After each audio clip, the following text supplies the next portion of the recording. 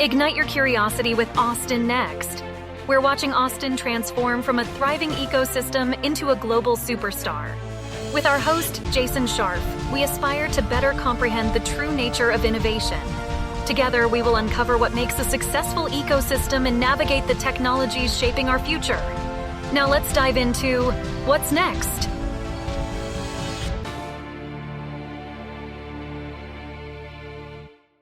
Today's podcast is sponsored by Austin Private Wealth, a registered investment advisor focused on fee-only financial planning and investment management. Their mission is to serve affluent clients with personalized financial advice, fostering a trusted relationship that will endure for generations to come. Austin Private Wealth is not just about managing wealth. They're about inspiring you to embrace a future filled with possibilities and helping you architect enduring legacies. Their core values of integrity, service, caring, excellence, and growth are at the heart of everything they do. Connect with them today at austinprivatewealth.com. Austin Private Wealth is a registered investment advisor. Advisory services are only offered to clients or prospective clients where Austin Private Wealth and its representatives are properly licensed or exempt from licensure. No advice may be rendered by Austin Private Wealth unless a client service agreement is in place. Investing involves risk and possible loss of principal capital. Please seek advice from a licensed professional. Austin is adapting to and building the future in real time. I'm Michael Scharf. We are exploring and driving our transformation into the next innovation powerhouse. I'm Jason Scharf. I'm a bioresearcher at UT to the assembly line worker at Tesla, from the musician on 6th Street to the coder at Dell. And with the founders, funders, and early employees at the next great startup, we are all Austin Next. Today we're going to expand our focus a bit and look at the entire state of Texas, not just Austin. We wanted to dig into what has brought so much attention and so many new people to the Lone Star State, how it's impacting businesses, culture, and innovation. The concept of a superregion isn't new. Silicon Valley in California, Research Triangle in North Carolina, the Beltway in Washington, D.C. But the idea of a Texas Triangle is something new and unique, and that's what we wanted to explore today. Joining us for this discussion is Ed Curtis, the CEO and founder of YTexas and the author of the book by the same name. Born and raised in New York, Ed relocated to Dallas, Texas at the age of 25 and has happily lived in the Lone Star State ever since. 20 years later, he founded the group YTexas, which is a network of business leaders providing help and support to companies looking to relocate or to expand in Texas. Ed Curtis, welcome to the Austin Next podcast. Well, thank you for having me. I'm looking forward to it. Just a bit of background about yourself. How did you end up in Texas? Oh, man. It was really almost a mistake. I was working in New York City for an ad agency, and one of my markets happened to have been Dallas-Fort Worth. We bought and sold airtime, TV and radio airtime. And I met somebody from Dallas. So I sold to different markets. I sold to Portland and LA and Dallas, and a very, very cutthroat business. And so you get on the phone, it's like, what do you need? What's the price? What's the cost? Hang up. Whenever I would talk to the people from Dallas, they would always ask me how my day was, talk about, whatever's happening in Dallas at the time. Others are the Cowboys. And that was kind of my foray into having interest in what was happening in Dallas. And I had taken a road trip down here in the early 90s, ended up staying, and now I'm still here 28 years later. There you go. So you've seen a lot. What are the one or two big changes you've seen in Texas? And hopefully it's not the influx of a bunch of refugees from California. No. You know what? I think it's the embracing of technology, whether it's with the space race. Of course, NASA's been here forever. Whether it's the oil and gas industry, of course, with fracking, that's, has a technological spin to it, but all the technology that's, furthering our energy footprint, to our healthcare system, to our transportation system. You could be the first high-speed rail that's, for the most part, not federally funded.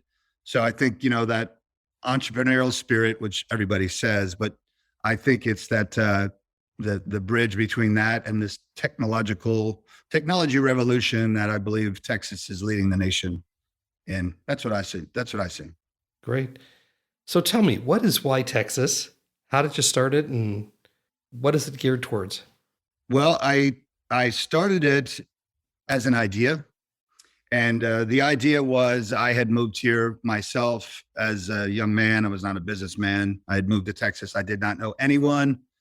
I quickly built up a network, as I'm sure many people can relate to. It's very easy to meet people, and people are very willing to help you.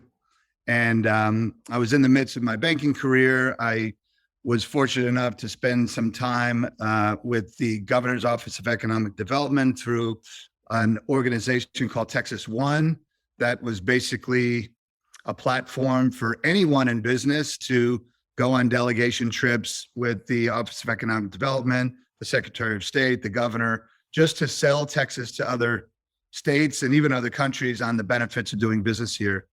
And I did that for about a year, and I came up with the idea to essentially create kind of like a soft landing onboarding program for companies that were doing the same thing I did, except moving hundreds of people, moving their brand, moving their headquarters to, help them be successful throughout the state. And we've been around for 9 years, so that it's evolved into a lot more than just a networking platform, but that's essentially how it got started.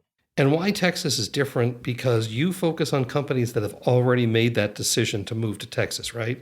As you called it, the soft landing. I'm glad you said that because, yes, most people think that we're in the recruiting business, and I'm sure most entrepreneurs can relate to this. When you're starting a somewhat new concept, most people either try to compare you to something that they're familiar with, like a chamber or an economic development organization. And then it's hard for them to. Was fortunate enough to spend some time with the governor's office of economic development through an organization called Texas One that was basically a platform for anyone in business to go on delegation trips with the Office of Economic Development, the Secretary of State, the governor, just to sell Texas to other states and even other countries on the benefits of doing business here. And I did that for about a year, and I came up with the idea to essentially create kind of like a soft landing onboarding program for companies that were doing the same thing I did, except moving hundreds of people, moving their brand, moving their headquarters to, help them be successful throughout the state. And we've been around for 9 years, so that it's evolved into a lot more than just a networking platform, but that's essentially how it got started. And YTexas is different because you focus on companies that have already made that decision to move to Texas, right?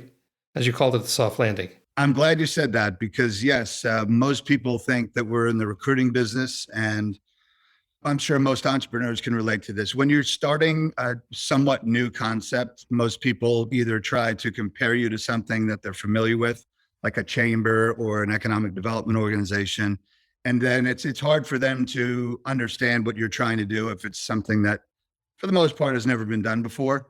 So I learned early on, I do not want to get involved in the recruiting because our state does a fantastic job of it. Our chambers do a fantastic job on it. Obviously, you're interviewing the Austin Regional Chamber, some of the best in the world at recruiting companies. We felt it was best for us to focus on these companies after they got here. I mean, I think of my personal decision to move. There were, of course, a number of personal decisions as to why I came here, but really after I came here and how I got to where I got, I think was really where a big impact was not being met. Not because those organizations aren't good at it. It's just that's not their mission. From at least from a statewide basis is why I had focused on after they get here. So they've been recruited. They've made the decision. You've now seen this over a decade. What is the most pressing needs to help make them this soft landing, right? Versus just the asteroid coming in. Well, we hear this term called supply chain, and it's a real deal. And it's almost like a vendor and supply chain. And that is, think about if you were to move here yourselves, right? Of course, you need to buy a house and you need to, get a new doctor and get a new school and all those things. But think about what a company would need outside of some of the personal issues that the employees deal with, like housing and, schools. We don't necessarily get too involved with that, but all of the other things that a company needs when they move here building relationships with legislators, understanding the regulations and the tax laws that are different than what they were dealing with in their other states. Of course, employee relations, getting to know the media, understanding how to get front row seats to a Mavericks game, all of these things that these companies would do on a snap, because wherever they came from, they were, pretty well connected and big wig type companies. Those are the things that we realized are a number of things that these companies need. So it's that, I call it the supply chain, because it really is a chain of vendors and suppliers and relationships that are extended a lot further outside of just their region, but span across the state. I'm sure with the way Luke is playing, getting those front row seats are hard to get. Yes. And you know what? The front row seats believe it or not, to the Spurs are probably harder. Interesting. And a lot of people that are moving to Austin are going to Spurs games because it's the closest NBA team to what they had. A lot of them are Lakers fans and Warriors fans, and they probably had front row seats or close to it, maybe next to Nicholson. And they're calling up the Spurs and they're like, yeah, those have been sold for like the last 10 years. Sorry.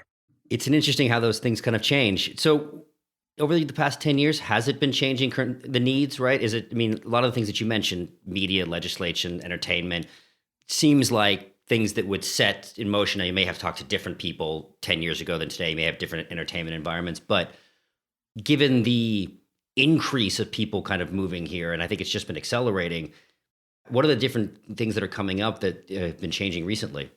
Yeah, talent is for sure number one.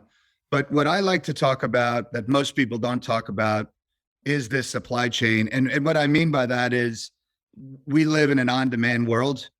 And we want our packages tomorrow. Actually, we want them today. We want everything immediately. And the successful companies out there are finding a way to deliver what you need immediately.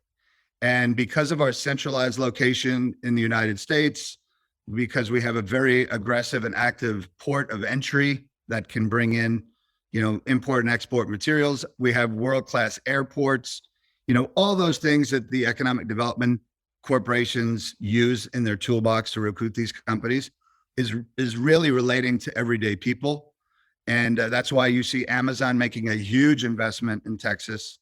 Of course, Meta and Apple and Google, all of these companies that are a part of our everyday life are coming here because we've got almost 30 million people that live in our state, which is, they say the Dallas-Fort Worth region has 7.5 million people. That's more than like 30 states. It's insane the proximity you have to your customer and your people.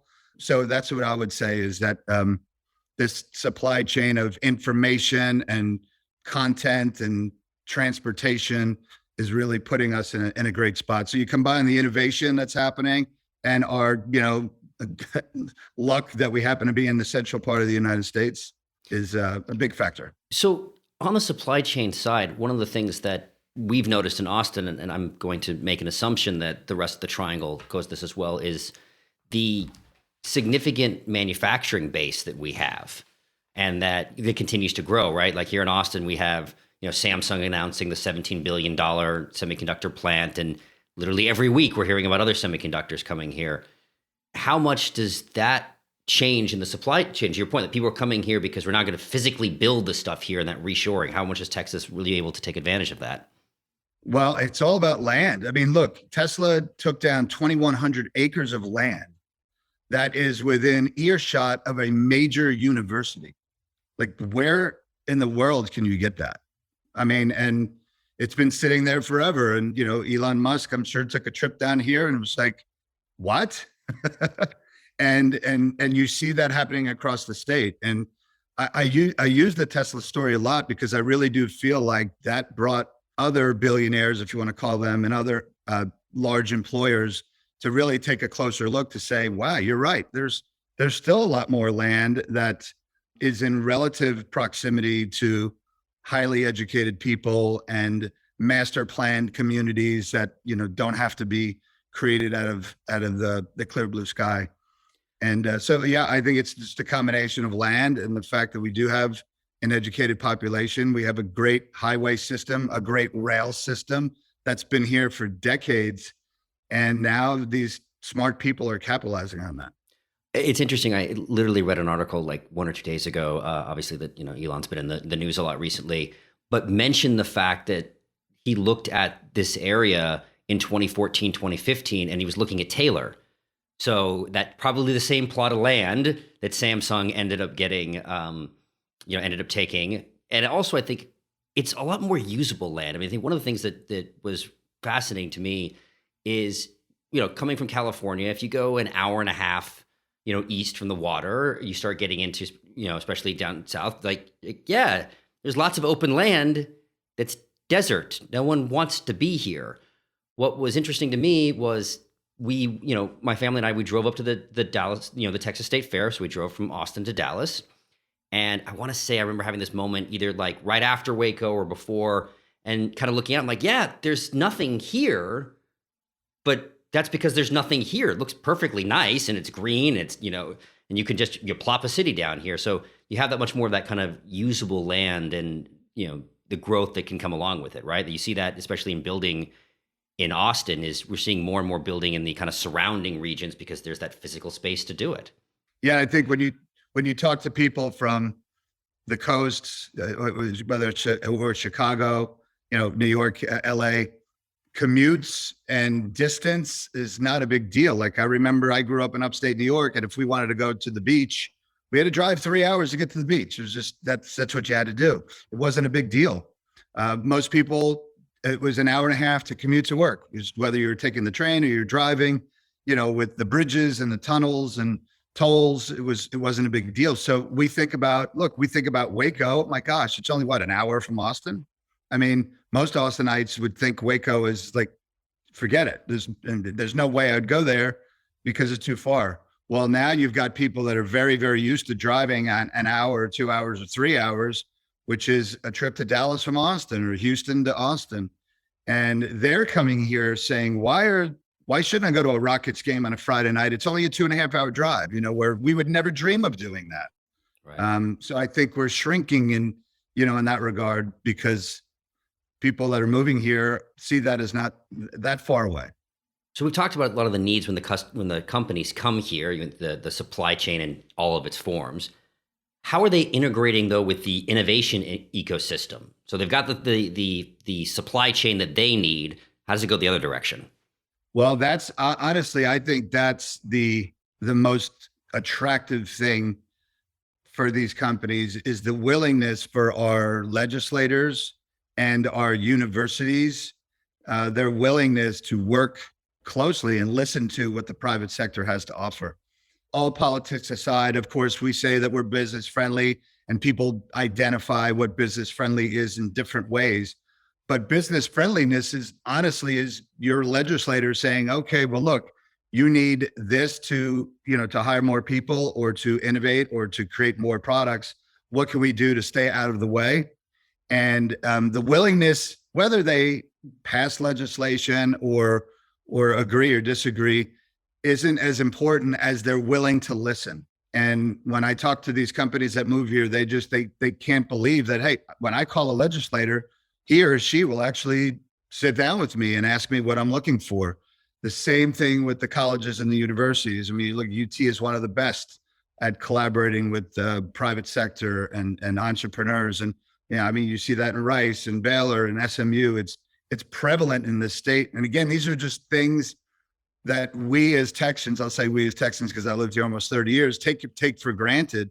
But when other companies move here and they see that symbiotic relationship, it's a game changer for them. And I would say NASA is probably the best example of that. And if you talk to NASA now, they say that their main goal is to let the private sector know that they are available for collaboration because they're, the quintessential quasi-government entity. Exactly. Now, we've talked a little bit about land. You mentioned briefly the potential for the railway that's, I guess, planned right now for between Dallas and Houston. And coming from California, we have a sordid history, a poor history with high-speed rail. But this is going to be more privately funded, so I think it's going to work. Let's talk about infrastructure in general. Are we going to be able to keep up with the needs of how fast Texas is growing? Only if we embrace innovation. And what I mean by innovation is drone delivery of medical products from Baylor to Midland, embracing smart cities and autonomous vehicles and Elon Musk's boring a hole through the entire state of Texas to get somewhere without having to sit in traffic. Like, I truly feel that is real. I'm not going to say it's the only way, but that's why you see Blue Origin and Apple and all these companies moving here, because they see that opportunity. They see the open-mindedness and the entrepreneurial spirit of Texans, opened to that idea, and these companies are investing in it. So I just feel it's going to be, the Jetsons in Texas. I don't know how that's going to look, but if there's any place it's going to happen, I truly believe it's going to be here, because of the regulatory environment and now the intellectual capital that's moving here in droves. It's interesting because I've told this story a lot. Texas today feels to me like California when I was growing up in the 60s. The openness, the aggressiveness. We built freeways in Southern California all throughout the 60s and into the 70s. And the same kind of attitude is what I'm seeing here in Texas. And it's great to see that and be part of that. And you've been here a lot longer than I have, but I'm a Texan now. That's it. So I've adopted that. So we've talked about a couple of big ideas. What are the other big ideas that we're going to have to come up with to enable Texas to meet the needs of Texans going forward? Well, I'm, this is what I'm beating the street these days around Texas, is to really try to build that bridge between our regional markets. And I feel like, again, there's so much happening in Dallas-Fort Worth that people in Austin have no idea are happening. And if you think about, the unicorns and the startups in Austin and the Fortune 500 companies in Dallas and in Fort Worth, and putting those companies together. And it's not that it's not happening. It's happening every single day, but it's not ingrained in our ecosystem. I mean, if you look at the Austin ecosystem in the startup community, whether it's the Capital Factory or Mass Challenge or UT, it's unbelievable. It's so powerful. And I'd say Capital Factory is probably doing the best with kind of sprinkling their message throughout the state. But I think a big picture approach to the regions really speaking together and collaborating together, I think is really going to be our road to success going forward. So we've seen, I think this come up in quite a few episodes, these kind of new super region concepts, the super Southeast, the heartland, the flyover country used in a positive manner, now kind of the Texas Triangle. One of the theories that I have is there's a stronger possibility, I think, for these super regions when it's within a single state border. Just from, you brought up the legislature quite a bit. I think once you kind of cross state borders, that becomes a little more difficult for that kind of collaboration. So when we think about the Texas Triangle, though, let's kind of go to its composite parts. What do you see as the kind of unique superpowers industries for each of the nodes? Oh my gosh. It's there's so much overlap that it'd blow your mind. Let's start with West Texas, which we all know is, think of as, oil and gas and tumbleweed and that's it. But a lot of food distribution companies that of course need, space, cheaper land. These companies that are in low margin businesses, they just can't afford to, have a facility like that in an Austin. That is it's too expensive. So you look at, and there's a lot of innovation happening in that Midland, Odessa, Lubbock. That region they're collaborating a lot together. They're doing a lot of biotech research. Really, really interesting things happening out there. So again, processing food and making the things that will feed all of us, and that's all happening out in West Texas. Of course, the oil and gas and the fracking is huge, but we already know that. And of course, the wind energy and